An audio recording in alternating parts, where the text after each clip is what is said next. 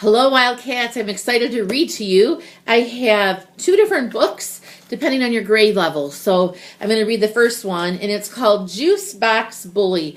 I'm excited to read this book to you.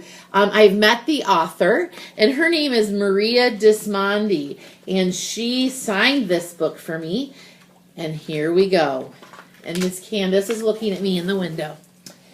As Pete stood in front of his new class, Mr. Peltzer announced, "Let's welcome Pete to our team. Pete, you will be sitting behind Ralph."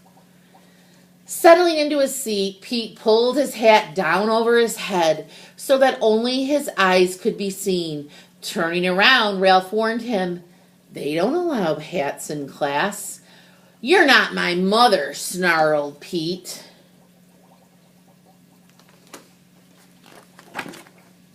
After giving an assignment, Mr. Peltzer walked around the class and quietly asked Pete to remove his hat. Once he walked away, Pete poked Ralph. "Thanks a lot," he growled. Later that day at recess, Pete didn't ask to join the soccer game. Instead, he watched. "Hi, Pete," Ralph said. "Do you want to get into the game?" "Not with those nerds," Pete replied. "I don't like those kids." "What do you want to do?" asked Ralph. Pete smiled spitefully. "Let's steal the ball. We're bigger than them. We can have our own game." "I don't think so," answered Ralph. "That's not how we do things around here." "Then I'll do it myself," taunted Pete, "if you're so afraid."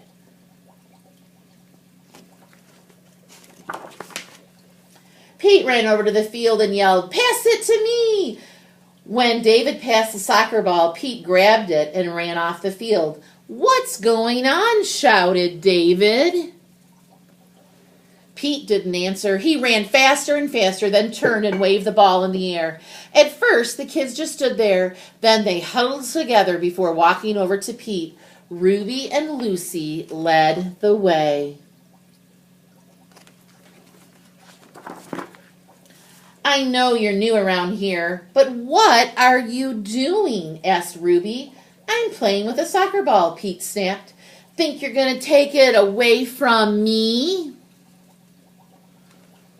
Ruby didn't argue, nor did she threaten Pete.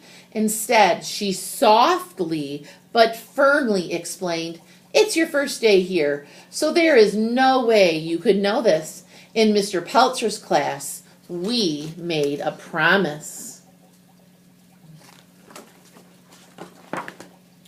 We promised to take care of ourselves, each other, and our classroom, to solve problems peacefully. We promised that in this class, no one would stand by and accept bad behavior. When someone acts hurtfully, we'll all speak up. We want you to be a member of the class and to make the same promise." Dumb rules, dumb promises.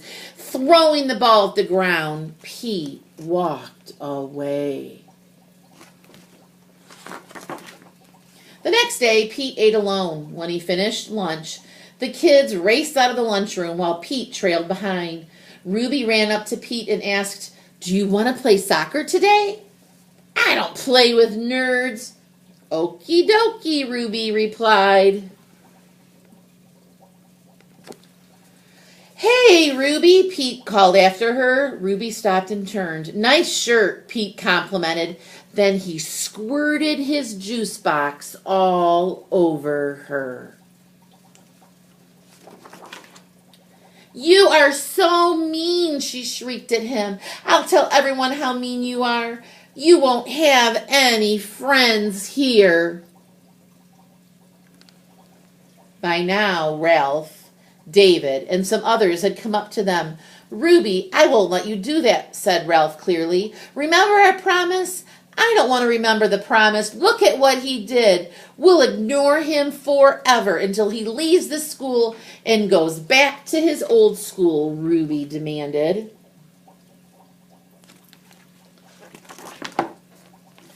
Ralph walked between Ruby and Pete. We're not going to do this, Ruby. I know you're angry. You can tell Mr. Peltzer if you want. But we're not going to let you treat Pete like this. And we won't put up with his bad behavior either. Ruby stomped away, leaving Pete and Ralph behind. No one's ever done that before, Pete said. Why did you stand up for me? I've been in your shoes, and I've learned being a bully does not work.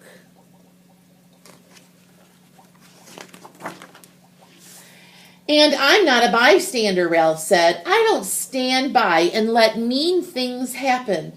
Besides, Ruby is my friend, and you should not have ruined her shirt. Won't the other kids be mad at you for sticking up for me? Pete asked. No way. They've all made the same promise. We talked about it for a long time with Mr. Peltzer, and every kid here tries to keep the promise.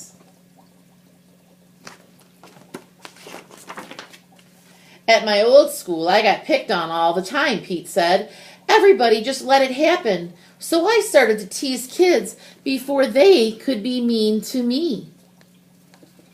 Ralph replied, we decided that when somebody tries to be a bully, no one will stand by and let it happen. We speak up or we ask for help from an adult, but we won't be bystanders to bad behavior.